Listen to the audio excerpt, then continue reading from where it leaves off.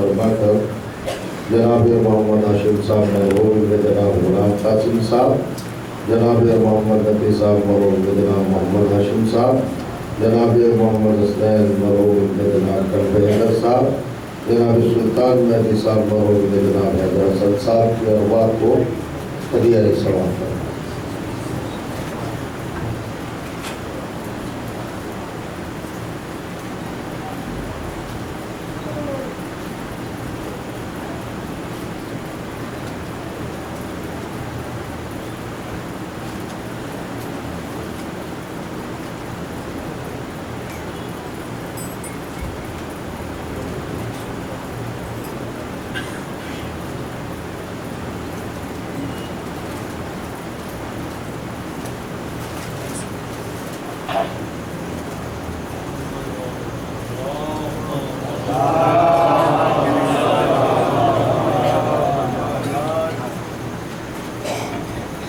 أعوذ بالله السميع العليم من الشيطان اللعين الرجيم بسم الله الرحمن الرحيم الحمد لله والصلاة على أهلها لا سيما على سيدنا ومولانا أبي القاسم محمد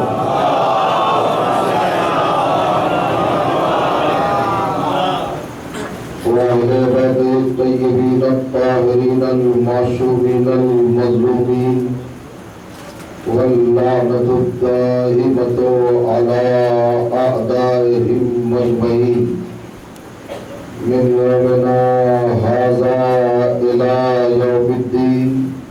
أما بعد فقد قال سبحانه وتعالى بسم الله الرحمن الرحيم وعهدنا إلى إبراهيم وإسماعيل أن طهر بيتي للطائفين والعاكفين والركع السجود صلوات.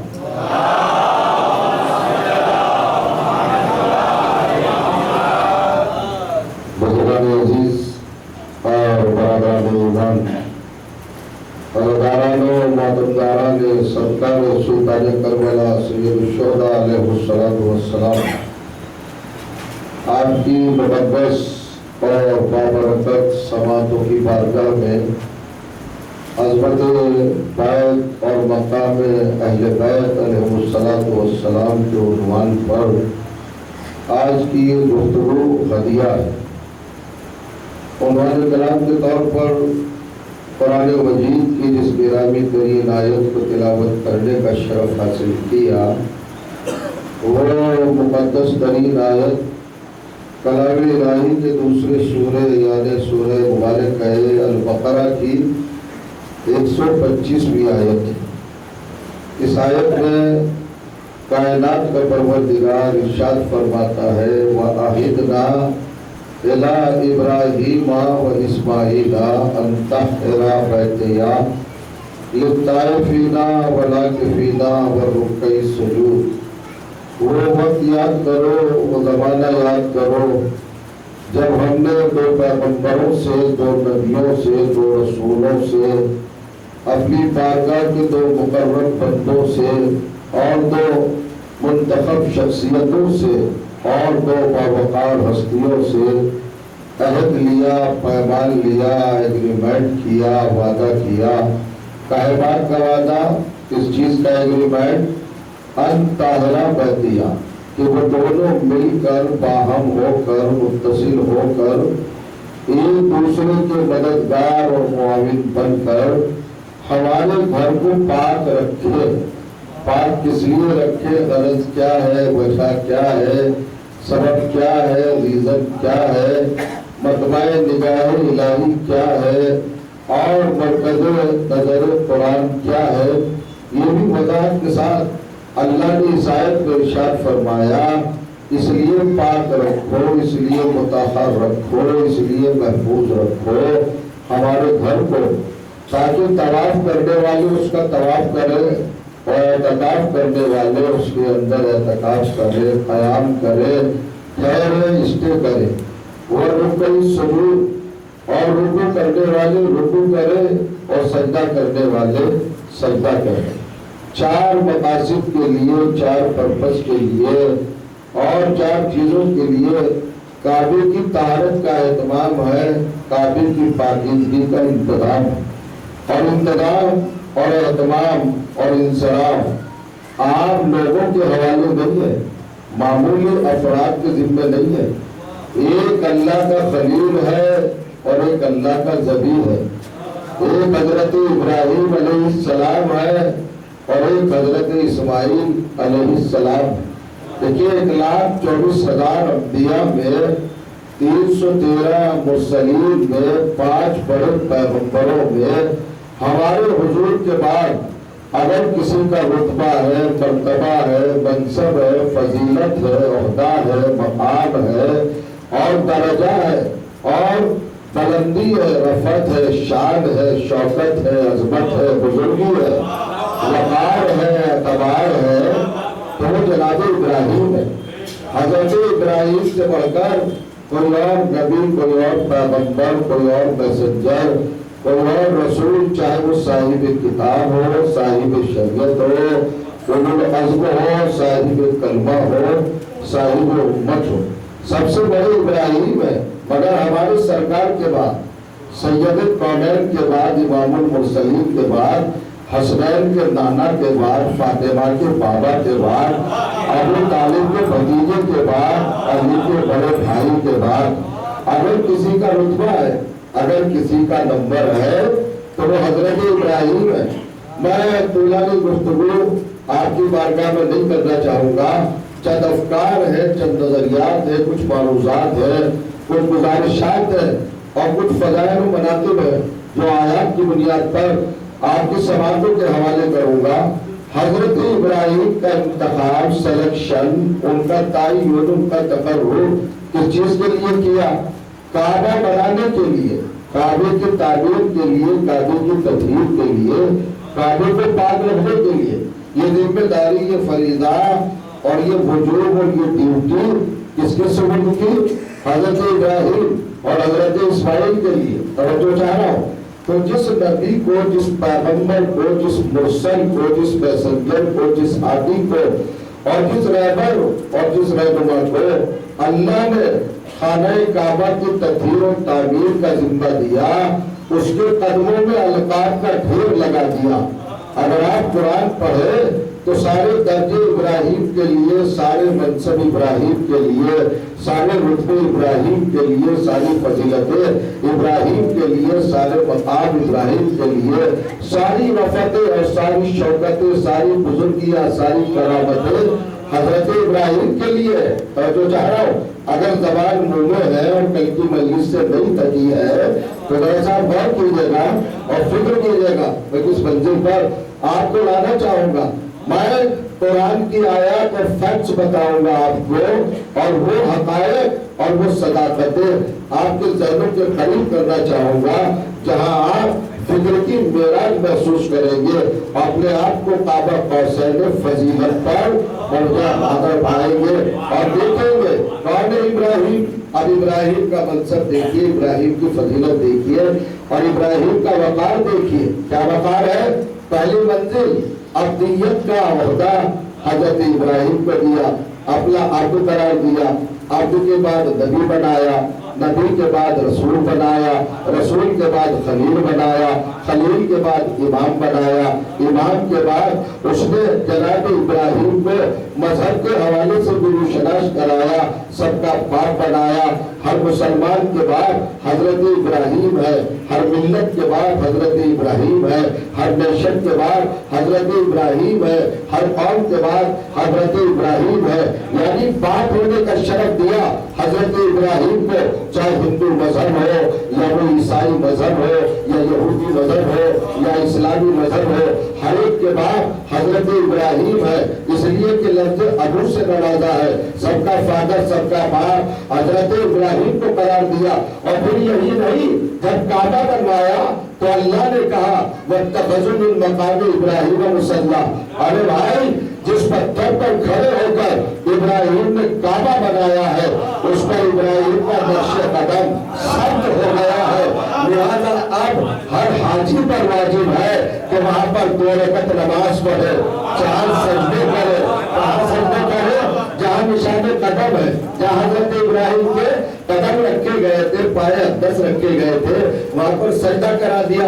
آپ اگر فکر کی منزل پر ہے اور فکر کی منزل پر ہے اور شعور کی منزل پر ہے تو آپ سے ایک سوال کرنے کو مل چاہتا ہے 1,24,000 انبیاء کیوں آئے؟ اس لیے آئے کہ بتوں سے بچایا جائے، پتھروں سے بچایا جائے، سنگ پرستی سے بچایا جائے، بت پرستی سے بچایا جائے۔ وہی اللہ جس نے قانون بنایا تھا کہ پتھروں سے بچو، وہی اللہ پتھر کا چھوڑا رہا ہے، پتھر پہ سجدے کرا رہا ہے۔ اس کے نشان قدم پر، حضرت ابراہیم کے نقش قدم پر، حضرت آدم کے نشان قدم پر سجدہ نہیں ہے، حضرت نوح کے نشان قدم پر سجدہ نہیں ہے، کسی اور نبی کے نقش قدم پر سجدہ نہیں ہے۔ کیا اور نبیوں کے نقش قدم نہیں ہے؟ کیا اور نبی زمین پر نہیں چلے؟ اور نبی پتھروں پر نہیں چلے؟ اوروں کے نقش قدم نہیں ہوئے، سبت نہیں ہوئے؟ کیا ان کا نشان نہیں ہے؟ کیا وہ مطہر نہیں تھے؟ کیا وہ معصوم نہیں تھے؟ کیا وہ پیغمبر نہیں تھے؟ کیا وہ علیم الغیب نہیں تھے؟ کیا وہ صاحب وحی نہیں تھے؟ کیا وہ محبوب الہی نہیں تھے؟ کیا وہ ہادی نصرت نہیں تھے؟ کیا وہ اللہ کے نمائندے نہیں تھے؟ اللہ کے منتخب کردہ نہیں تھے؟ تو ان کا بھی تو نشان قدم تھا، مگر کسی کے نشان قدم پر اللہ نے سجدہ نہیں کرایا۔ ارے سب کو چھوڑو، رسول اللہ کے نقش قدم پہ سجدہ نہیں کرایا، کوئی نہیں کرایا۔ حضرت ابراہیم کے نقش قدم پر سجدہ کرایا، تو کون سی کوالٹی ہے حضرت ابراہیم میں جو ان کے نقش قدم کو سجدہ کرایا؟ آواز آئی کہ 1,23,999 انبیاء کو کعبے کی تعمیر کا شرف نہیں ملا، اسے کعبہ بنانے کا شرف ملا۔ ان کے کہو نا کہ علی کا ولادت خانہ بنایا۔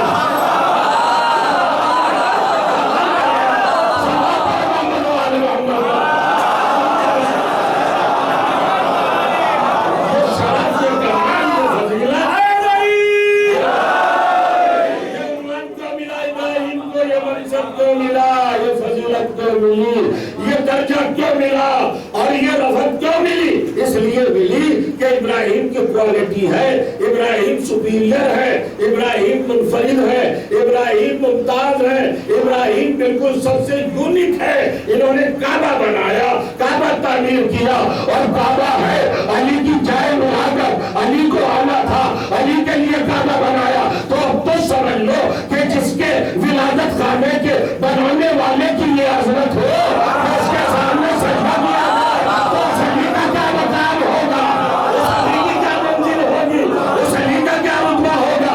ابھی تو ابراہیم کے قدم سمجھ میں نہیں آئے تو وہ جس کے قدم دوشے رسول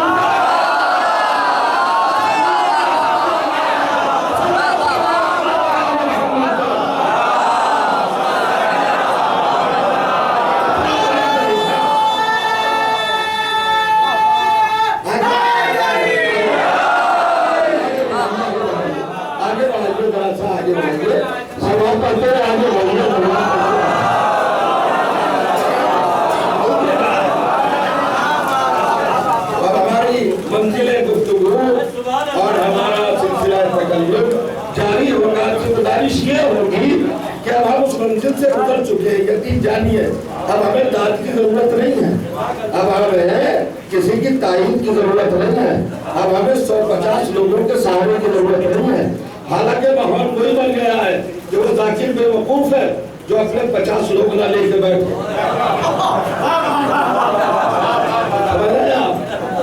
کچھ مقصود چہرے نظر نہیں آ رہے، بات تو تھے اب نظر نہیں آ رہے، سنیے گا۔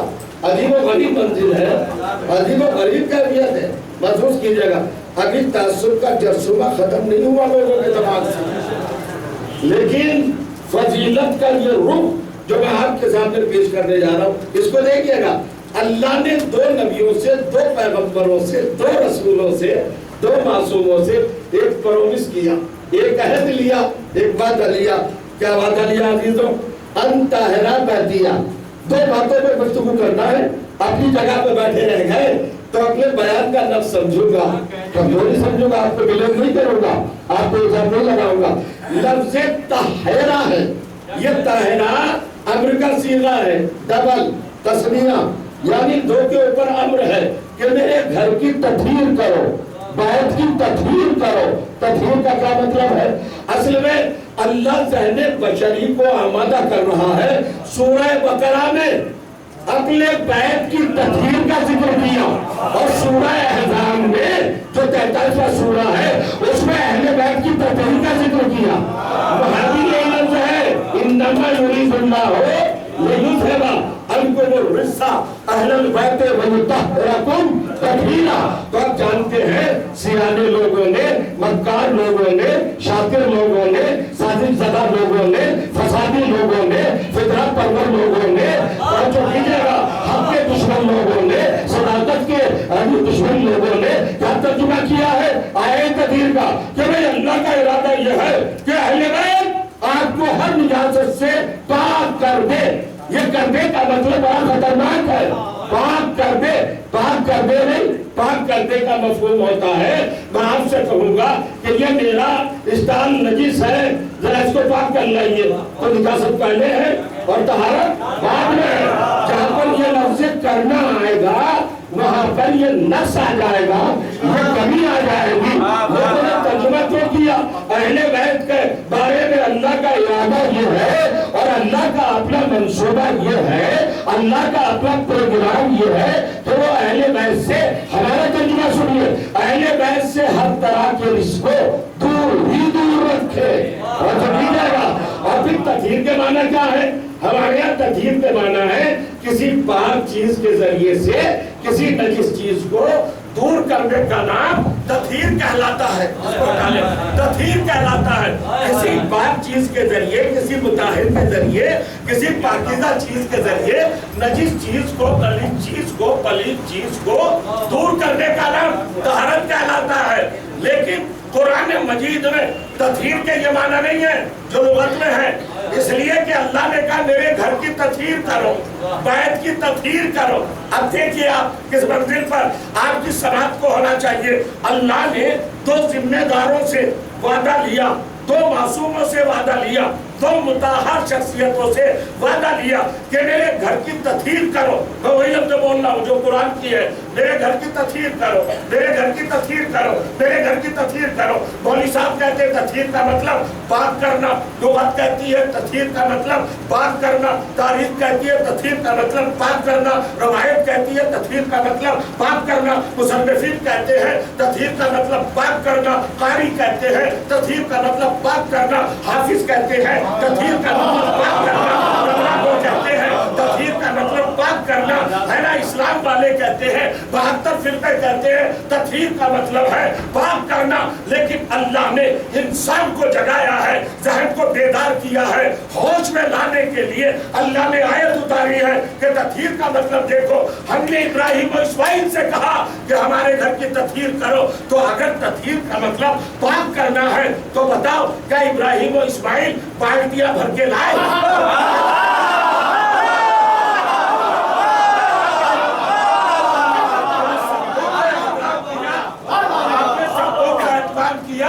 سڑکوں کو مزدوری پہ لگایا کہ مشکیں بھر بھر کے لاؤ کنویں سے اور ڈالو کعبے کے اوپر۔ کیا انہوں نے اپنے کسی مزدور سے، اپنے کسی متعلق سے ہینڈ پمپ لگوایا کہ بھر بھر کے لاؤ باسکٹ بھر دیا اور پانی ڈالو؟ کیا کسی پائپ کا انتظام کیا کہ پانی ڈالو؟ ارے بھائی کعبے کی تو تعمیر تھی نہیں، عمارت تو تھی نہیں، پاک کرنے کا سبب کیا ہوتا ہے؟ اللہ نے کہا تطہیر کرو، اور ابراہیم و اسماعیل نے کیا کام کیا؟ بیٹا پتھر اٹھا کے لایا جو صحن کعبہ میں بکھرے ہوئے تھے، اور ابراہیم نے باپ نے پتھر پر پتھر رکھا، گمے پر گمہ رکھا، اینٹ پر اینٹ رکھی۔ آپ بتاؤ گوتم پوری والوں، دلی والوں، مجھے بتاؤ کہ اس عمل کا نام کیا ہے؟ اینٹ پہ اینٹ رکھنے کو، پتھر پہ پتھر رکھنے کو کیا کہا جاتا ہے لغت میں، زبان میں، لینگویج میں، معاشرے میں، سوسائٹی میں، ہماری زبان میں، ہمارے ادب میں، ہماری تہذیب میں؟ اس عمل کا نام تعمیر ہے، تطہیر نہیں ہے۔ جس کو کہتے ہیں تعمیر، माशाअल्लाह होशियार है, समझदार है, आप वारिद हैं, आप बेदार है, सेंसिटिव है, हसास है, आप साहिब जज्बात हैं। आप इस बात को समझेंगे कि इब्राहिम और इस्माइल क्या कर रहे हैं, वो तो काबा तामीर कर रहे हैं और अल्लाह ने क्या कहा, ताहिरा तत्हीर करो, तो तत्हीर तो की नहीं। ए खलीलुल्लाह, ए ज़बीहुल्लाह, अल्लाह ने कहा कि तत्हीर करो, तुम तामीर क्यों कर रहे हो? का बदतमीज, खामोश, अल्लाह ने हमसे कहा कि तुझसे कहा।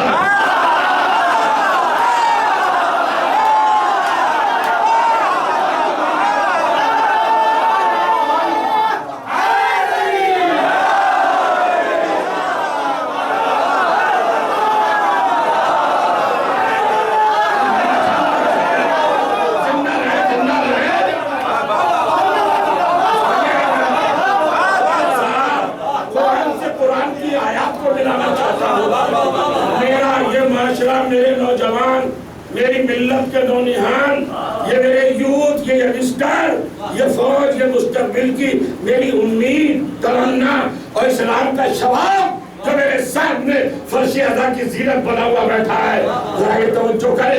अल्लाह के खलील ने और ज़मीन ने डांट दिया, गुस्ताख, खामोश, स्टॉप, साइलेंट, बिल्कुल साकित। अल्लाह ने हमसे कहा है कि तुझसे कहा है, वही हम पे आई है कि तुझ पर आई है।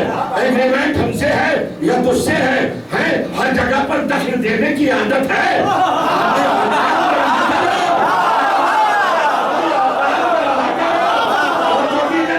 अल्लाह ने हमसे कहा कि तस्लीम करो।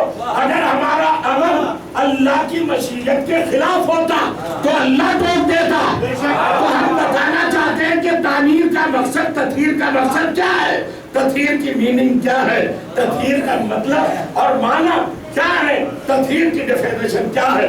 आज सुनिए आप, मेरी ज़बानी कुरान के सहारे से जो बताना चाहता हूँ, तत्हीर का मतलब किसी नजीस चीज को पाक चीज के जरिए दफा करने का नाम तत्हीर नहीं है, बल्कि बिखरी हुई चीजों को एक जगह जमा करने का नाम।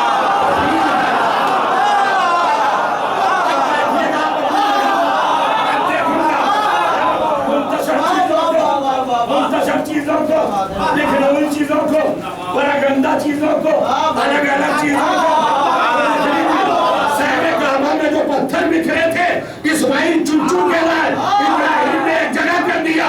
ये तस्वीर बैत हो गई, मोहम्मद के नूर के टुकड़े बिखरे हुए।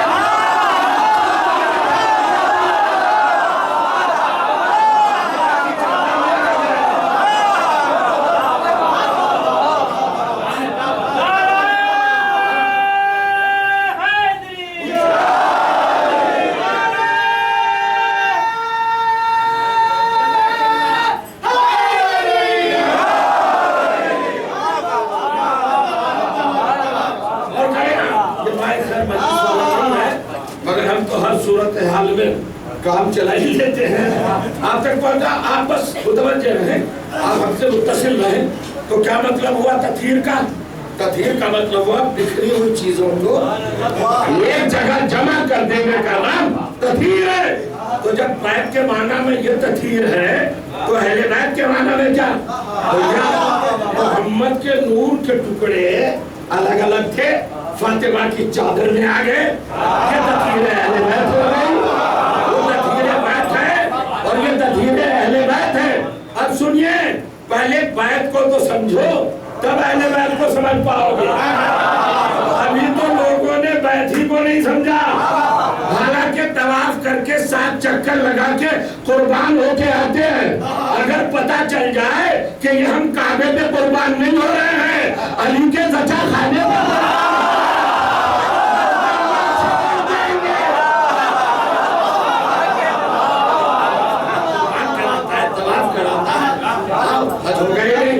जब तक तवाफ नहीं करोगे, जब तक चक्कर नहीं लगाओगे, जब तक तवाफ नहीं करोगे, उस वक्त तक हम तुम्हारा हज कबूल करेंगे नहीं। अब आइए हुजूर, बैत बना, बैत की तामीर हुई। बैत अरबी डिक्शनरी में ये घर, ये होम है ना, ये मकान, इसको क्या कहते हैं? जहाँ हम रहते हैं, इसके लिए 14 लफ्ज़ें हैं कुरान मजीद में, लुगत में, अरबी में 14 लफ्ज़। घर को मकान कहते हैं, घर को बैत कहते हैं, گھر کو دار کہتے ہیں، گھر کو قصر کہتے ہیں، گھر کو منزل کہتے ہیں، گھر کو محل کہتے ہیں، گھر کو توجہ کیجئے گا غور کرے گا مسکن کہتے ہیں، گھر کو موطن کہتے ہیں، گھر کو مسکن کہتے ہیں. یہ سارے لفظ گھر کے لیے آتے ہیں، مگر اللہ نے خانہ کعبہ کا جب تعارف کرایا، انٹروڈکشن کرایا، پہچنوایا اور شناخت کرائی زمانے کو، تو کعبے کو مکان نہیں کہا کہ میرے مکان کو پاک کرو، یہ نہیں کہا میرے دار کو پاک کرو، یہ نہیں کہا میری منزل کو پاک رکھو، یہ نہیں کہا میرے محل کو پاک رکھو، یہ نہیں کہا میرے قصر کو پاک رکھو. اب ذرا معنی بھی بتا دوں، دار کے معنی کیا ہے؟ دار دائرے سے بنا ہے. دائرے کا مطلب ہوتا ہے باؤنڈری وال، جس کی باؤنڈری ہو اسے دار کہتے ہیں. تو ابھی تو تھا ہی نہیں کعبہ، خالی چٹیا زمین تھی، تو دار کہنے کا تو سوال ہی نہیں. مکان جو کچھ زمین پر چھایا ہوا ہو، محل جہاں اترا جائے، منزل جہاں اسٹے کیا جائے، قیام کیا جائے، خاص عالیشان بلڈنگ. تو تجھ سے بڑا عالیشان کون ہے؟ اپنے گھر کو قصر کہتا نا. نہ دار کہا، نہ مکان کہا، نہ محل کہا، نہ منزل کہا، نہ مسکن کہا، سکون کی جگہ. نہ اس کو اللہ نے وطن کا کل بھی تو نہیں کہا، کہا بیت. اب بیت کے معنی دیکھو، یہیں سے ہے معرفت کی منزل. بیت کا مطلب کیا ہے؟ بات ہے یہ بھی تو بیتن بیتوتا. بیتوتا کا مطلب عربی زبان میں ہے شب گزاشتن، رات گزارنا. جہاں گھر کا مالک کم سے کم اس گھر میں ایک رات گزارے.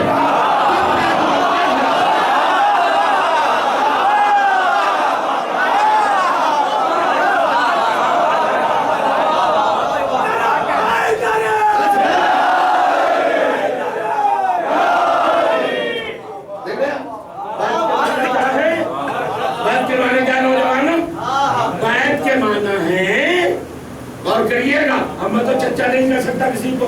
بھائی کی منزل میں ہے، بھائی بابو، بھائی ادھر، بھائی مازل، بھائی خورشید اکبر، بھائی محسن نقوی، یہ سب کون ہے بھائی؟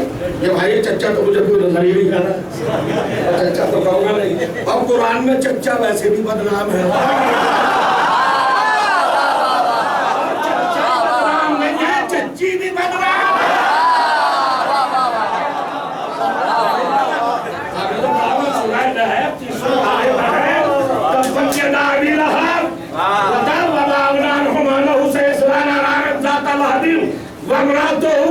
اللہ نے کیا کہا؟ ابو لہب کا ہاتھ ٹوٹ جائے. یہ ابو لہب کون تھا؟ ریئل انکل، رسول کا حقیقی چچا. مولوی کا چچا نہیں تھا، رسول کا چچا تھا. مگر اللہ نے کیا کہا؟ ہاتھ توڑ ڈالے، ہاتھ ٹوٹ جائے تیرے. بتاؤ. اور اس کے ہاتھ ٹوٹ گئے. کیوں ٹوٹے ہاتھ؟ اچھا چلو ابو لہب کے توڑ دے ہاتھ، ابو لہب کو مار ڈال، ابو لہب کو عذاب میں مبتلا کر دے، ابو لہب کو ہلاک کر دے، ابو لہب کو فنا کر دے، ابو لہب کو تباہ کر دے، ابو لہب کو بالکل مٹا دے. مگر آگے کا بمرا تو ہو، ہم نے تو اس کی بیوی کو بھی نہیں چھوڑا، لیکن رسول کے چچا کو چھوڑا، نہ چچی کو چھوڑا. ارے چچی تو عورت ہے بھائی، جذبات کا مجموعہ. اے رحمان و رحیم، عورت کو تو معاف کر دے. کہ معاف نہیں کروں گا.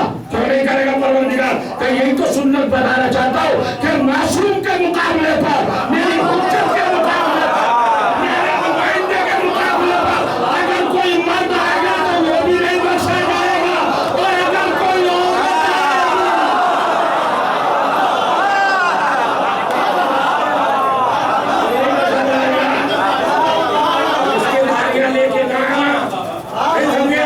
رشتے داریاں لے کے آنا، معصوم کے مقابلے پر ابو لہب آیا، اللہ نے ہاتھ توڑ دیے. ابو لہب کی بیوی آئی، رسول کی چچی، رسول کا چچا. یہ نسبی رشتہ ہے، سببی نہیں ہے. یہ اظہار بندی رشتہ نہیں ہے. کچھ کہنا چاہ رہا ہوں، یہ سسرالی رشتہ نہیں ہے، یہ ددھیالی رشتہ ہے جو اللہ قائم کرتا ہے. اللہ نے اپنے قائم کیے ہوئے رشتے کو، چچا والے کو نہیں بخشا. وہ معصوم کے مقابلے پہ آیا تو اسے تباہ کر دیا، برباد کر دیا. توجہ چاہ رہا ہوں، بے غیرتو، اب تو قرآن پڑھ کے سمجھ لو کہ رسول کا چچا اگر معصوم کے مقابلے پہ آ گیا تو اللہ تو اس کے ہاتھ توڑ رہا ہے. اور جو حسین کے مقابلے پہ آیا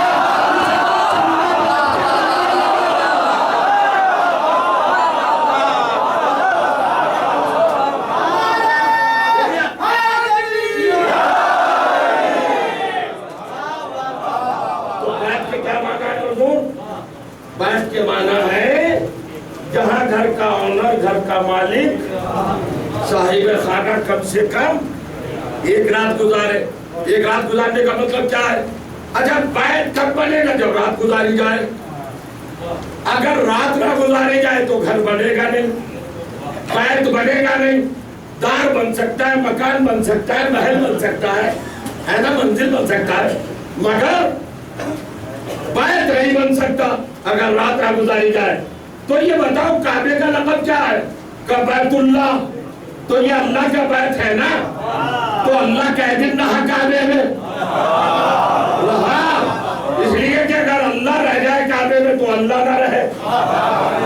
अब मैं एक बात कहना चाह रहा हूँ, जब तक घर का मालिक घर में ना आए वो बैत नहीं बनेगा। कुछ भी हो सकता है, कोई भी बिल्डिंग हो सकती है, कोई भी नाम हो सकता है, कोई भी इसम हो सकता है, कोई भी पहचान हो सकती है, बैत नहीं बनेगा। और जब तक बैत नहीं बनेगा सजदा नहीं होगा। और कर रहे हैं, और अल्लाह के लिए ये शायाने शान नहीं कि वो किसी जगह में महदूद हो। अगर अल्लाह काबे में आ जाए तो अल्लाह ना रहे, वो अल्लाह है, मुल्ला थोड़ी है। तो काबे में तो आ नहीं सकता, लेकिन जब नहीं आ सकता तो तेरे आए बगैर तो घर बन नहीं सकता, बैत बन नहीं सकता, और बन नहीं सकता तो जब तक सजदा नहीं होगा। इस अमल का नाम है मुश्किल। अल्लाह आ नहीं सकता, तौहीद ना बचे, और अगर ना आए तो काबा बैत ना बने। तो जो चाह रहा हूं, तौहीद की मुश्किल है या नहीं? शायद मैं आपकी समातों तक नहीं पहुंच पाया।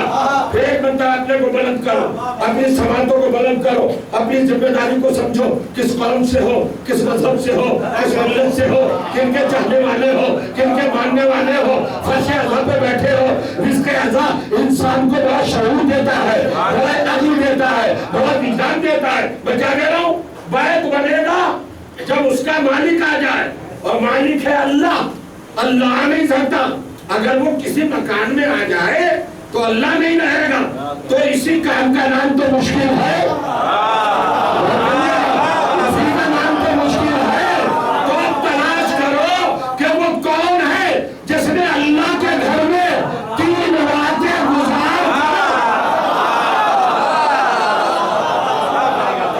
गुजार कर इसको बैत बनाया। किसने बनाया बैत? कौन रहा घर में? इब्राहिम, इस्माइल, आदम, नूह, मूसा, ईसा, यहया, जकरिया, मस्तौला, अनूश, अनू, बयाइल, बयानत, कीनान, मुझे बताए, दाऊद, हारून, अब्दुल्ला, इब्राहिम, इस्माइल। कौन रहा घर में? कोई नहीं रहा। तो अपनी तारीफ से पूछ कि अल्लाह के घर में कौन रहा 3 दिन? 3 दिन कौन रहा? अली की माँ।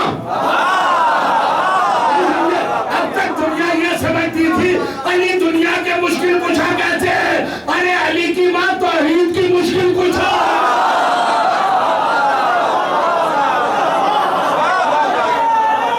तौहीद की मुश्किल इसकी मुश्किल कुशा, तौहीद की मुश्किल कुशा। माँ हो तो ऐसी, बेटा हो तो ऐसा। तौहीद की मुश्किल को हल किया है। फातिमा बिन्त अज़हर ने परवरदिगार तू नहीं आ सकता ना घर में, तेरी नियाबत में मैं जाती हूँ। 1 रात रहना शर्त था ना, मैं 3 दिन में होंगी। अब सुनिए, मैं यहीं तक ला रहा था और यही बताना था आपको। अब मैं एक अपने मजमून को तरक्की देने जा रहा हूँ। आदम से लेके ईसा तक आओ, हर नबी की औलाद का, नस्ल का, ज़ुर्रियत का, फैमिली का, खानदान का, कबीले का, खानवादे का एक नाम है। आदम की औलाद बनी आदम कहलाती है, इब्राहिम की औलाद बनी इस्राइल कहलाती है। सुन रहे हैं आप? बनी इस्राइल, बनी आदम, आले दाऊद, आले इब्राहिम, आले इस्माइल, हर एक का नाम कुरान में मिलेगा। आले दाऊद कुरान में मेंशन है, आले मूसा और हारून कुरान में मेंशन है, लिखा है। हर नबी की औलाद को बड़े बड़े नाम मिले, मगर किसी की औलाद को अल्लाह ने अहले बैत नहीं बनाया।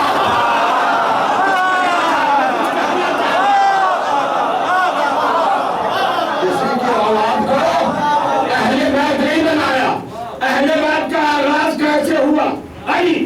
علی کی بہو فاطمہ، فاطمہ علی کے 2 بیٹے حسن و حسین، حسن و حسین کا سلسلہ آگے چلا، زین العابدین، محمد باقر، جعفر صادق، موسی کاظم، علی رضا، محمد تقی، علی نقی، حسن عسکری، میرا 12واں بادشاہ، یہ سب کون ہے؟ یہ سب اہل بیت ہے، مگر یہ کس کی اولاد ہے؟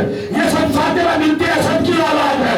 اے پروردگار، کسی نبی کی اولاد کو تو نے ٹائٹل دیے، القاب دیے، رتبے دیے، نشانیاں دی، علامتیں دی، پہچانیں دی، شناختیں دی، ہے نا، فضائل دیے، مناقب دیے، درجات دیے، عہدے دیے، منصب دیے، امامت دی، رسالت دی، خلافت دی، امامت دی، سنت دی، ہے رسول اللہ بنایا، خلیل اللہ بنایا، حبیب اللہ بنایا، رسول اللہ بنایا، ہے نا، سب کچھ بنایا، حکومت دی، سلطنت دی، نعمتیں دی، مگر کسی کی اولاد کو تو نے اہل بیت نہیں بنایا۔ جناب فاطمہ بنت اسد کی اولاد کو اہل بیت کیوں بنایا؟ کہ نے قرآن میں قانون لکھا، 55واں سورہ، سورہ رحمان، 60ویں آیت، 60 نمبر ارشاد ہوا، ہل جزاء الاحسان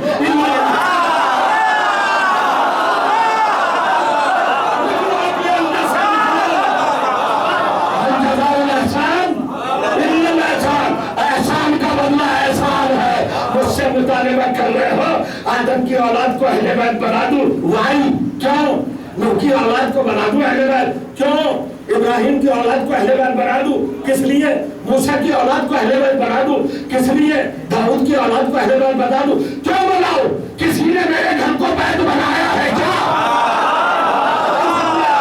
حضرت فاطمہ بنت اسد سے پروردگار کا ایگریمنٹ تھا، اے فاطمہ بنت اسد، تو نے میرے گھر کو بیت بنایا، میں نے تیری نسل کو اہل بیت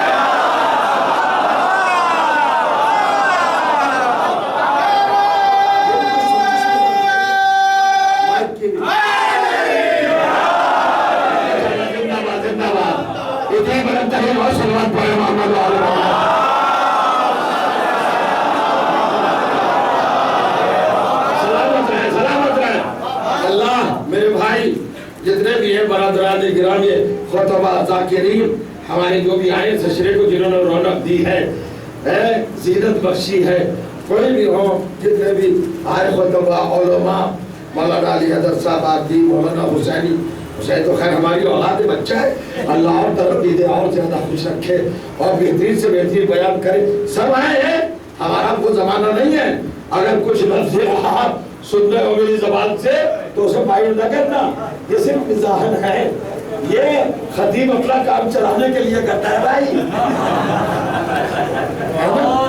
اس لیے کہ قوم کا مزاج نہیں معلوم کس بات سے کس کو تول دے،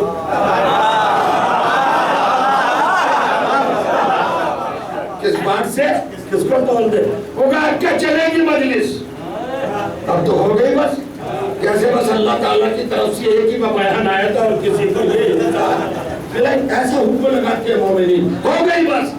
ارے بھیا وہ انگریزوں سے پڑھوا لیتے ہیں، وہ ہے، وہ کنکروں سے پڑھوا لیتے ہیں، وہ حجر اسود سے پڑھوا لیتے ہیں فضائل، وہ پتھروں سے اپنے مناقب پڑھوا لیتے ہیں، انسان کی شرط نہیں ہے، غور کریے گا۔ اب آ رہا ہوں، انما یرید اللہ، کون ہے اہل بیت؟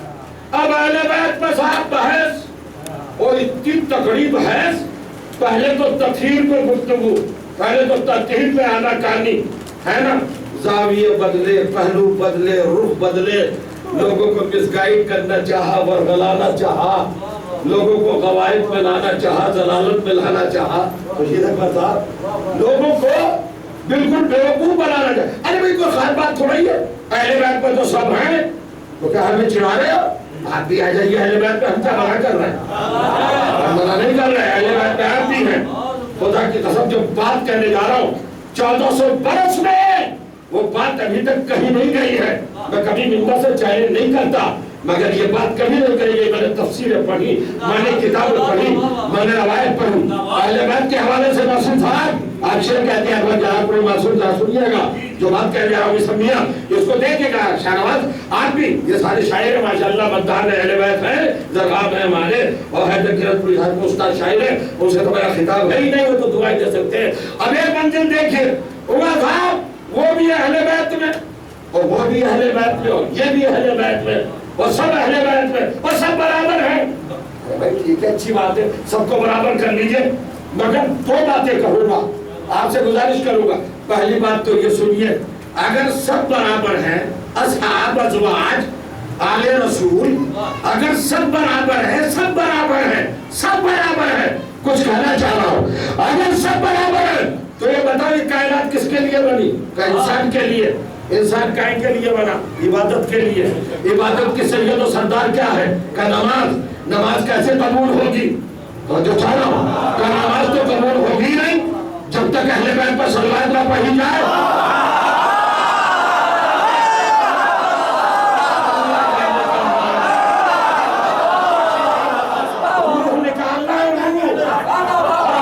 نکال کے آپ کی ہتھیلی پر رکھ رہا ہوں، آپ کے دامن میں ڈال رہا ہوں. آپ کہہ رہے ہیں سب برابر. ارے حدیثیں لائیے، روایتیں لائیے، آیتیں لائیے، کچھ کہیے، کچھ کہیے، کچھ کہیے، مگر نچوڑ ہے نماز. نماز فیصلہ کرے گی کہ برابر ہے کہ نہیں. جان گئے 100% دوریزن توجہ جا رہا. کیا کمال اللہ نے کیا اور کیا کمال شریعت نے کیا کہ اگر اہل بیت پر صلوات نہ پڑھو تو نماز باطل، اور اگر دوسروں پہ پڑھ دو تو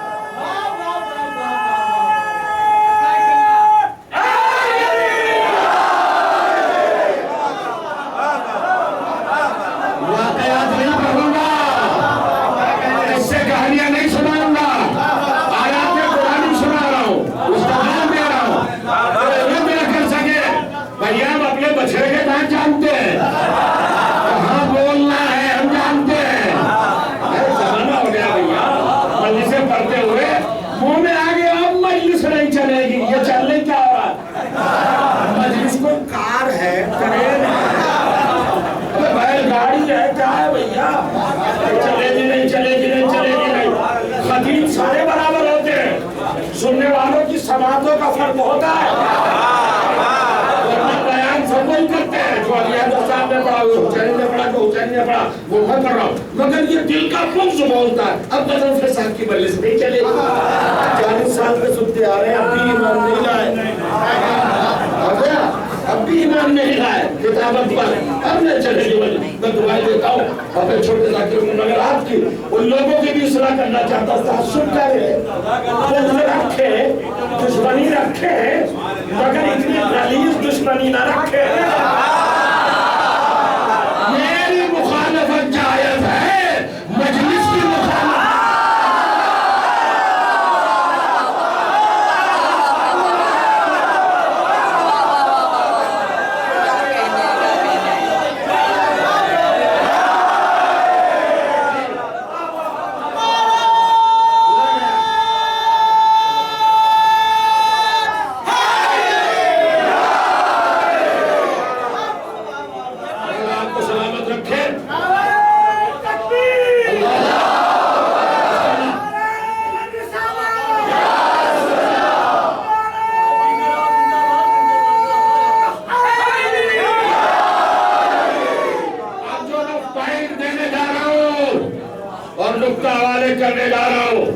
میں نے جس کا چیلنج کیا ہے کہ میں نے کتابیں دیکھی، تقریباً 3000 تفسیریں دیکھی ہیں، آج کل نیٹ پہ سب مل جائے گا، تاریخ روایات دیکھیے، مجھے یہ پوائنٹ، یہ نقطہ آیت تطہیر کے حوالے سے کہیں نہیں ملا۔ سنیے، میں نے آپ کو اپنے قابو میں کر لیا، میری گرفت میں ہے، آپ جا نہیں سکتے، آپ کے دل و دماغ اب میرے ہاتھ میں ہے۔ یہ ذکر اہل بیت کا کمال، میرا نہیں، میں کچھ نہیں، گناہگار ہوں، آپ کا خاطر ہوں، میرا شرف ہے کہ میں اپنے طلاق کے تلووں کو اپنی پتلیوں سے مت کروں، اس لیے کیا مزادار حسین، ہم مددگار ہیں، آپ فرشی اعضا پہ بیٹھے، میری کیا اوقات ہے، فرشتے پتلیاں بنتے ہیں۔ فرشی اعضا پہ بیٹھنے والوں سے اللہ اتنا راضی ہوتا ہے کہ وہ فرشتوں کو ملتا ہے، اور فرشتے پتلیاں بنتے ہیں آپ کے قدموں سے۔ اپنا مرتبہ پہچانیے کیا ہے، اور دنیا آج کل ڈری ہوئی ہے، کورونا کیا ہے بھیا؟ وہ کا مرض کیا ہے؟ نجاست، اور نجاست اہل بیت سے دور ہے۔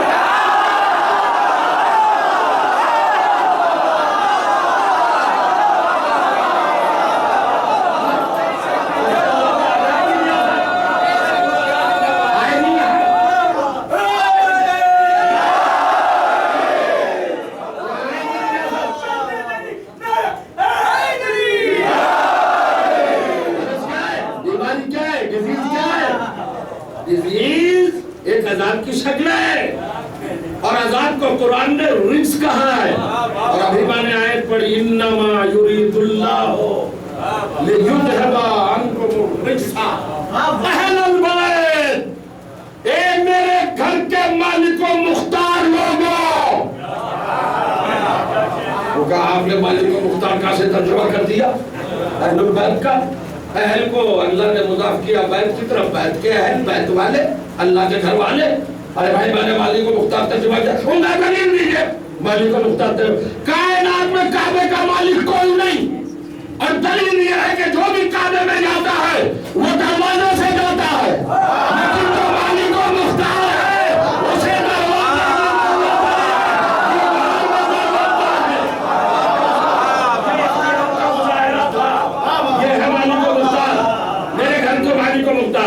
گھر کا مالک چاہے جدھر سے آئے، یہ تو خیر کے لیے لازم ہے کہ در سے آئے۔ اچھا چلیے صاحب، اب انما یرید اللہ لیذھب عنکم الرجس، 45 منٹ ہو گئے حضور، 15 منٹ اور آپ کو اس عبادت میں مشغول رکھوں گا، اور بس اب یہ گھنٹہ پڑھ کے آیا تھا مجلس، اور کریے گا بڑی عجیب، 1400 سال کے طول و عرض میں فضائل کے حوالے سے، تفاسیر کے تعلق سے، تاریخ کے ذخیرے میں، روایات کے انبار میں، حدیثوں کے ڈھیر میں مجھے یہ کیفیت نہیں ملی جو میں آپ کی خدمت میں عرض کرنے جا رہا ہوں۔ اور اگر اندر ولولہ ہے مودت کا، طہارت کا، تو اپنی جگہ نہیں بیٹھے رہ جائیں گے، فرش اعضا پہ اٹھ جائیں گے جب میں آپ کے سامنے رکھوں گا۔ اہل بیت کون؟ اللہ نے کوالٹی بتائی ہے، کرامت بتائی، اہل بیت وہ ہیں جن سے میں رجس کو دور رکھوں گا۔ کتنا بد تہذیب ہے وہ قلم چلانے والا جو رجس کے معنی نجاست لکھتا ہے، نجس تو خود عربی لفظ ہے، نجاست گنی چنی ہے، توجہ کیجئے گا، کچھ چیزیں نجاست عینی ہے، نجس عینی، کچھ چیزیں نجس غیر عینی، سمجھا دوں عینی کیا مطلب اور غیر عینی کیا مطلب۔ شراب نجس ہے مگر نجس عینی نہیں ہے، اگر شراب سرکے میں کنورٹ ہو جائے تو پاک،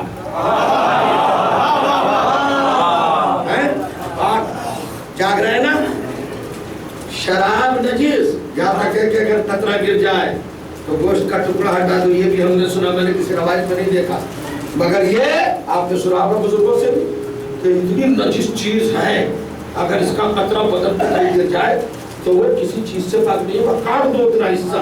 اتنی شدت سے نفرت دلائی گئی ہے شراب کی نجاست سے، لیکن اگر سرکہ ہو جائے، 1 3 2 3 اگر ختم ہو جائے الکحل تو پاک، لکڑی پہ نجاست لگ گئی، آپ نے چولہے میں ڈال دی، وہ جل کے راکھ ہو گئی، پاک۔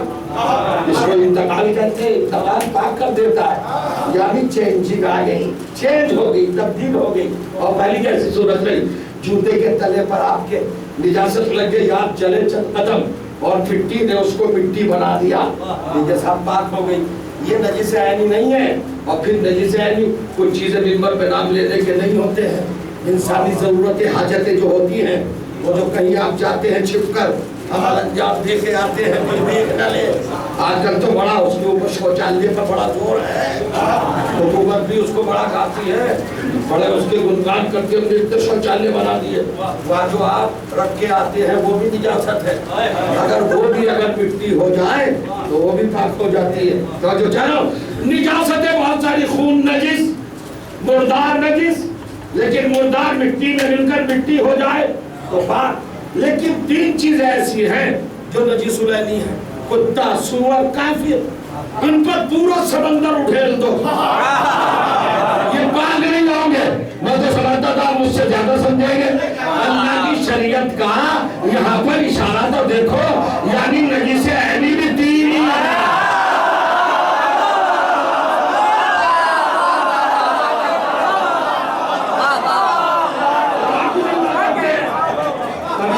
کتا، سور، کافر، یہ تینوں، یہ کمبخت تینوں، یہ بدبخت منحوس تینوں، یہ کوئی چیز پاکی نہیں کرتی، یہ نجس عینی ہے۔ تو نجاستوں کی تعداد ہے 13، لیکن رزق کی تعداد شمار میں نہیں آتی۔ رزق کس کو کہتے ہیں؟ اللہ نے اہل بیت سے نجاستیں دور رکھنے کی بات نہیں کہی۔ رزق اب بھاری پڑ رہا ہوگا آپ پر، مگر کیا کروں، میری مجبوری ہے بھائی، ذمہ داری ہے، مجھے تو مضبوط بات کہنا ہے نا۔ میں نے پہلے کہہ دیا کہ یہ آپ داد دے رہے ہیں، آپ کا شکریہ، اس کی خواہش نہیں ہے، یہ تو آپ کا جذبہ ایمانی ہے جو آپ داد دیتے ہیں۔ میری تقریر کو ضرورت نہیں ہے، مجھے 1 گھنٹہ سوا گھنٹہ جتنا بھی پڑھنا ہوتا ہے میں پڑھتا ہوں، اپنی بات کہنا چاہ رہا ہوں۔ یہ تو آپ کا اپنا خود کیا ہے معاملہ ہے، میں آپ خوش ہوتے ہیں، آپ کو اچھی بات لگتی ہے، آپ وجد میں آ جاتے ہیں، آپ ولولے میں آ جاتے ہیں، آپ اہل بیت کی محبت پہ جھومنے لگتے ہیں، یہ تو آپ کی عبادت ہے، میں اسے تھوڑا ہی روک سکتا ہوں۔ مگر ہم اس منزل سے اب آگے جا چکے ہیں، ہمیں قوم کو کچھ میٹر دینا ہے، مواد دینا ہے، علم دینا ہے، مضبوط باتیں دینا ہے۔ تو رجس اور ہے اور نجاست اور عربی گرامر میں الف لام استقبال کا ہوتا ہے، استغراق یعنی ہر طرح کا رزق۔ اب گناؤں رزق، رزق کے کیا معنی؟ جھوٹ، رزق، غیبت، چغلی، حسد، بغض، عداوت، دشمنی، ہر عیب، ہر نقص، ہر خامی، ہر کمی رجس ہے۔ اور فرمائیے ارے بھائی یہاں تک لکھ دیا صاحب منجد نے کہ نسیان،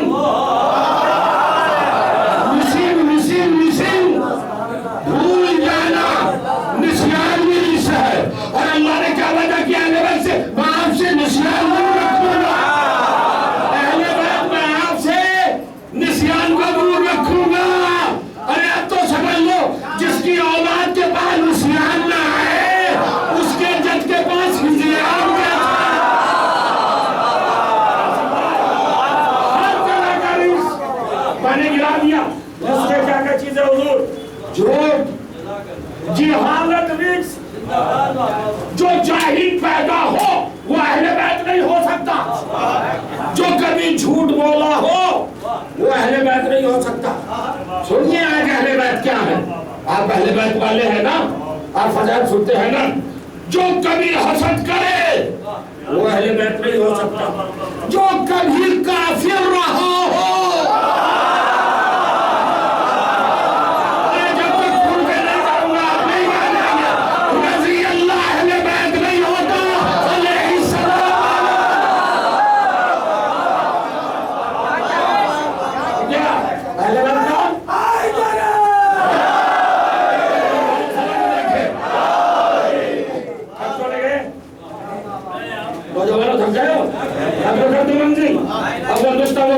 فضیلت وہ رخ ہوتا ہے وہ एंगल, वो हकीकत, वो सदाकत, वो रुतबा, वो कैफियत पेश करने जा रहा हूँ, वो आप पहली बार सुनेंगे। सारी चीजें झूठ, बक्कारी, अय्यारी, गद्दारी, खयानतकारी, धोखा, 420 है ना, ये सब क्या है? रिस है। हर कभी, हर खामी रिस है। अहले बैत से हर खामी दूर, हर रिस दूर। चलते चलते मानो, अपनी जगह बैठे रहे, मैं बार बार कह रहा हूं, तो उसका मतलब कि सुना ही नहीं, मैं ब्लेम नहीं दूंगा। रिस्क क्या है? हर तरह की कमी, खामी, झूठ। जो जिंदगी भर झूठ बोला हो, उसे चाहे दुनिया सच्चा कहे, कुरान की नजर में वो अहले बैत, क्योंकि झूठ सबसे बड़ा रिस्क है। अभी कुछ और वजाहत की जरूरत है, डिटेल की जरूरत है, अभी को जो बताने की जरूरत है। हर तरह की कमी, खामी, नफ्स है। क्या है जनाब? जिहादा, रिस्क है ना। एक चीज मैंने अभी नहीं बताई, मौत। मौत भी निजासत है। आप कहेंगे कैसे? गजल साहब मजलिस पढ़ रहे थे साहब, और मजमा वो गली के पहाड़ तक था, और साहब वालेहाना अंदाज से झूम झूम कर दाद दे रहा था। सुभान अल्लाह, क्या मजलिस पढ़ी है, क्या बयान है, और क्या कहना, क्या साहब कैसे कैसे नुक्ते सुना दिए, और कैसे नाजुक मौके पर हमारी तबीयतों को बहाल कर दिया, पाकीज़गी से भर दिया, जज्बात को जवान कर दिया, ईमान को पुख्ता कर दिया, अकीदों को मजबूत कर दिया, हमारे नजरिए को शबाब दे दिया। कहना साहब इस बयान का यही तो तुफैल है, यही तो रिजल्ट है। आप तारीफ कर रहे थे, और जैसे मैं इस पढ़ के उतरा, मुझसे मुसाफा मिला लगे, सुभान अल्लाह मौलाना क्या पढ़ा है, क्या पढ़ा है। मुझे ले गए लंदन साहब अपने घर, या और दूसरे मेरे भाई मौजूद वगैरह, मौलाना भाई खुर्शीद अनवर, या हमारे और दूसरे भाई घर पे ले गए, है ना, मोहम्मद अदर साहब, ये हमारे बड़े भाई बैठे बहुत दूर, ये ले गए कि चलिए साहब, चलिए कुछ तनाव भरवा लेंगे। अब जो हर बार पहुंचे, चारपाई पे लेटे, और बस खुदा हाफिज, बाय बाय टाटा, हो गया काम। अब लोग आए, कुछ जो है नहीं मुसाफा कर पाए थे, वो कहा मौलाना कहाँ है? वो तो नहीं है। आपने जो झांक के देखा तो इतनी बड़ी बॉडी बड़ी, कब वो है तो आप कह रहे मौलाना नहीं है, ये है तो उनका मौलाना नहीं है। अरे आप झूठ बोल रहे, ये मौलाना तो है, पूरी मसहरी को घेरे पड़ा है ये मौलवी। भैंसे का भैंसा वजूद, पूरी चारपाई तभी जा रहे मौत से, आप कह रहे हैं मौलवी नहीं है तो होगा भाई, कहेंगे मौलवी साहब नहीं है, ये गजनफर साहब नहीं है, फिर क्या है? फिर क्या है? ये उनका जनाजा है, ये उनका जनाजा। हाथ भी है, पैर भी है, आंखें भी है, सब कुछ है, मगर मैं नहीं हूँ। अब मैं नहीं हूँ, मेरी डेड बॉडी है, मेरी मैयत है, मेरा जनाजा। मगर आपको कहाँ सुकून मिलता था? वो कहा दिए झूठ बोल रहे हैं आप, झूठे नहीं थे आप, इख्तियार आगे बढ़ो, मुझे छुआ, अब तो छुआ है, नब्ज़ है ही नहीं, नब्ज़ है ही नहीं, दिल में धड़कन ही नहीं, वाकई वो तो मर चुका था, वो तो मर चुका था। तो मौलवी साहब ने कहा मियां मसले मैयत नाजी,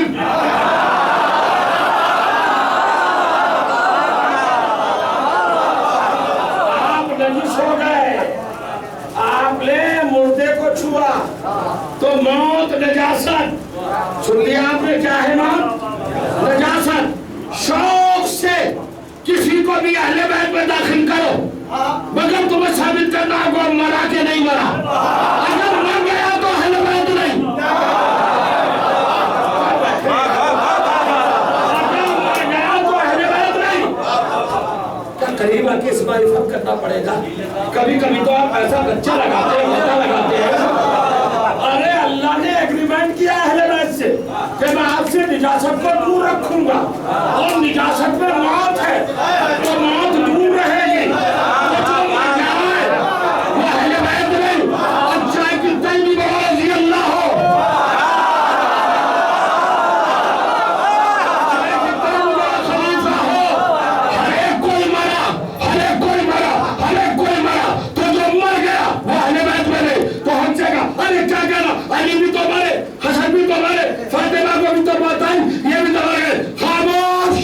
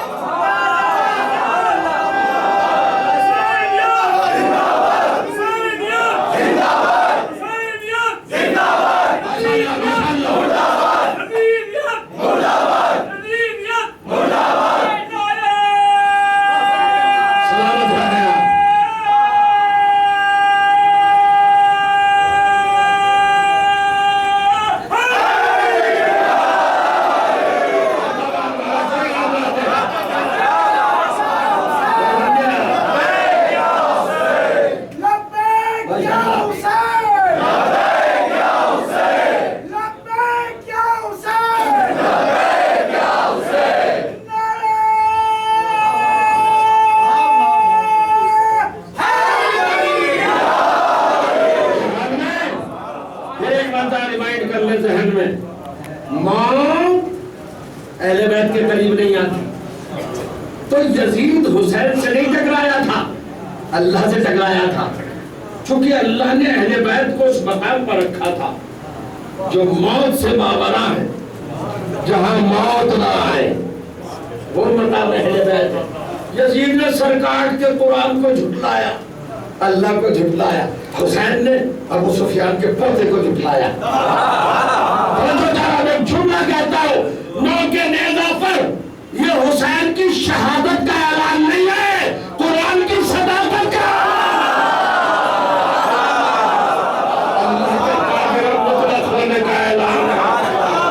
یہ ہے اہل بیت, اس کو کہتے ہیں اہل بیت. میں اہل بیت کی ضمانت میں دیتا ہوں آپ کو, کیسی بیماری, کیسا مرض, کیسا خدشہ, کیسا ڈر, کیسا خوف, کیسی دہشت, کیسی وحشت, کیسی تھر تھری, کیسا لرزہ, کیسا ارتعاش. مطمئن ہو جائیے, آپ کے پاس کچھ چیز آئے گی نہیں. شرط ہے اہل بیت کے دامن سے چمٹ جائیے, کوئی نجاست آپ تک آئی نہیں سکتی, نہ عذاب آ سکتا, نہ غضب الہی آ سکتا, نہ کوئی بیماری آ سکتی, نہ کوئی آپ کے پاس نقص آ سکتا, نہ کوئی عیب آ سکتا. اہل بیت کو تسلیم کرنے کا دنیا میں سب سے بڑا فائدہ تو یہ ہے. اور قیامت میں اللہ کیا اجر دے گا یہ تو کوئی جانتا ہی نہیں. یہ ایام سفر کے ایام ہے, تیسری سفر گزر چکی ہے. آپ کو پتا ہے اتنا بڑا مجمع, اتنی رات میں 11:30 بجے جب لوگوں کو نیند محبوب ہوتی ہے, بستر مربوط ہوتا ہے, فرش عزا پہ بیٹھے ہیں, مگر کبھی غرور نہ کیجیے گا, کبھی کبر سے کام نہ لیجیے گا, کبھی گھمنڈ کا دامن نہ تھامیے گا کہ ہم مجلس میں آئے ہیں. آپ ایک جگہ آئے ہیں مجلس میں, دنیا میں کھربوں جگہ مجلس ہو رہی ہے, وہ پسلیاں ٹوٹی ہوئی ہر جگہ پر مجلس میں پہنچ رہی ہے. آپ نے فرش عزا بچھایا, ادھر حسین کی دکھیا ماں کیا معلومات کی خدمت میں اہل حرم نے, مسورائے اہل بیت نے ہر موڑ پر, ہر روح پر. عزیزوں, تقریباً 70 منٹ ہو گئے, آپ نے مجھے بہت دیر سن لیا, اور میں نے بھی بہرحال اپنے امکان بھر آپ کی خدمت کرنے کا جتنا حق تھا اتنا تو ادا نہیں ہو سکا, مگر میرا شمار خادموں میں تو ہو گیا آپ کے. آپ کو کچھ سنانے میں بس ایک 2 لفظوں کے مسائل پڑھنا چاہتا ہوں, 2 لفظوں کی. وہ جو وارث آئے تطہیر بیویاں تھیں, اگر 5 منٹ کے مسائل پڑھوں گا نا آدھا گھنٹے, صرف ایک روح دکھانا ہے آپ کو. سمجھیے 2 باتیں بتا دوں. میرے یہ بچے بیٹھے چھوٹے چھوٹے بیٹے, جناب سکینہ کو جانتے ہو, میرے بچے کہہ رہے ہیں 3 سال کی زیرہ بی بی, حسین کے سینے پہ سونے والے, نام میں فاطمہ ہے. ایک منزل آپ کو سنا دوں, مسائل تو اور بھی سنا سکتا تھا, آپ بے حال ہو جاتے, بے ہوش ہو جاتے. کون برداشت کر سکتا ہے اہل بیت کے مسائل, مگر میں آپ کو بس ایک رخ بتا دوں اور ایک چھوٹی سی روایت سنا دوں. آپ میرے ساتھ چلیں. کتنی چھوٹی بچی ہے سمجھیے گا بس. اب میں شہادت نہیں پڑھوں گا آپ کے سامنے, میں کوئی تفصیلی بیان نہیں دوں گا. ایک تصور رکھنا چاہتا ہوں جو روایت میں درج ہے. جناب سکینہ کی کتنی عمر ہے حضور؟ 3 سال. شہادت کے وقت 4 سال, کربلا میں 3 سال. اور کر رہے ہیں آپ, شہزادی کی ولادت 58 ہجری. بی بی جب اس دنیا میں آئی تو نام فاطمہ تھا, مگر سکینہ کیوں کہا؟ سکینہ کہتے بچے سکون, حسین کو سکون نہیں ملتا جب تک سکینہ سینے بنا آیا.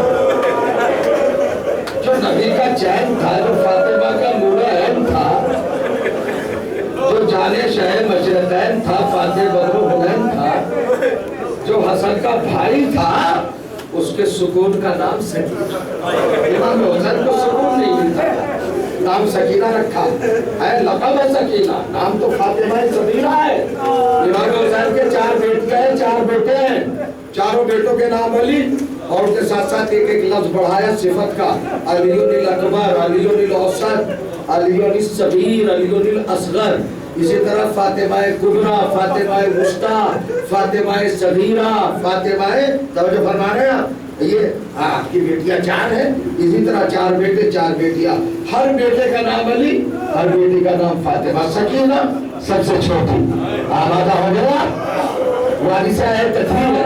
بلکہ اگر آپ زندہ بیٹھے اور واقعی زندہ بیٹھے اور زندہ رہیں گے، موت کے بعد بھی زندہ رہیں گے، محبت اہل بیت بندے نہیں رہتی محب کو۔ آپ ذرا سنیے گا، سکینہ کون؟ اگر میں چھوٹی بطول کا ہوں، سنی بطول، ایک روح بتا رہا ہوں، قواعد سے ایک روح آپ کے سامنے رکھ رہا ہوں، شاید روتے ہوئے جائیں آپ، میں بہت دیر مسائل پڑھتا بھی نہیں ہوں، آپ میری عادت سے واقف ہیں۔ جب حسین کے سارے انصاب، اولاد، بھائی، عزیز، اقربا، اصحاب، چاہنے والے 72 کے 72 جب قتل ہو گئے تو حسین اکیلے ظالموں میں گھر گئے، تو یہ بچی خیمے میں آئی پھوپھی کے پاس، تو دیکھا کہ زینب مسلح پر دعا مانگ رہی ہیں، آنکھوں سے آنسو جا رہی ہیں۔ اس بچی نے پھوپھی کے گلے میں باہر ڈالی اور ماتھا چوم کے اپنے کھیتوں سے بولی، پھوپھی اماں مجھے پتا ہے آپ کیوں رو رہی ہے۔ کہ سکینہ تمہیں کیسے پتا کہ آپ کو اپنا بھائی یاد آ رہا ہے؟ بچی کے زبان سے دیکھو ہنتے گری آتا کرتا ہے۔ میں نے فضائل میں آپ سے نہیں کہا کہ توجہ کیجیے، میں نے فضائل میں آپ کو زحمت نہیں دی ہے، مگر مسائل میں کہہ رہا ہوں آپ کو اپنا بھائی یاد آ رہا ہے نا؟ 27 لاکھ کا لشکر، اس لشکر کے بیچ میں حسین نیزو والے، بھالے والے، تبر والے، شمشیر والے، اور گھوڑے اونٹ یہ قدم ملائے ہوئے، ایسے کہتی ہاں بیٹی مجھے میرا باجا ہے، حسین مجھے دکھائی نہیں دیتا، میں جا رہی ہوں، آپ کے بھائی کا پتہ لے کے میں آتی ہوں۔ جناب سکینہ گھوڑوں کی پہلی قطار سے، جو تقریباً 2.5 لاکھ کے لشکر پر منتظر تھی، 2.5 لاکھ گھوڑے دیوار بنائے ہوئے تھے، قدم سے قدم ملائے، بیوی کیسے گئی نہیں پتا چل سکتا، مگر آ گئی۔ اس کے بیچ میں خلا تھا بہت دور کا، پھر دوسری فوج تھی، تقریباً 1 فرلانگ کا فاصلہ تھا۔ اس 1 فرلانگ کے فاصلے کے درمیان اس بچی نے بوڑھے کو آتے دیکھا، جو وضاحت سے شامی باشندہ تھا، شام کا رہنے والا، داڑھی سفید، قد لمبا، بزرگ، اور ماتھے پر گھٹے کا نشان، سجدے کا نشان، جس نے سوچا یہ مسلمان ہے، میرے جد کا کلمہ گو ہے، بغل میں قرآن تھا، وہ آگے بڑھا، آگے جب بڑھا تو بی آگے بڑھی، میں مظلومیت بتا رہا ہوں، آگے بڑھی، بی نے آگے بڑھ کے کہا السلام علیکم ایھا الشیخ، یہ بزرگ آپ کا سلام۔ اس ظالم نے سلام کا جواب بھی نہیں دیا، اتنا ستمگر سنگل تھا جو اسے سلام کا جواب نہیں دیا، بلکہ پڑھ کے مجھے مانتے، کون ہو تم؟ کہا سکینہ، سکینہ ہو، کبھی تو من کس کی بیٹی ہو؟ کہا بنت حسین، کہا حسین کی بیٹی ہو، کہا بنی حسین، کون حسین؟ کہا سبط رسول اللہ، رسول اللہ کا نواسہ حسین، دیکھئے گا میں حسین کی بیٹی ہوں، حسین رسول کا نواسہ۔ کہا کیا کرنے آئی ہیں آپ کیوں آئی ہیں؟ تو کہتی ہے شیخ میں اپنے بابا کو ڈھونڈنے آئی ہوں، تو بزرگ مجھے دکھائی دیا، میں نے چاہا تو اس سے پوچھوں، تو ظالم نے کہا میرے قریب آ میں بتاتا ہوں، تیرا باپ کہاں ہے؟ میری زبان جل جاتی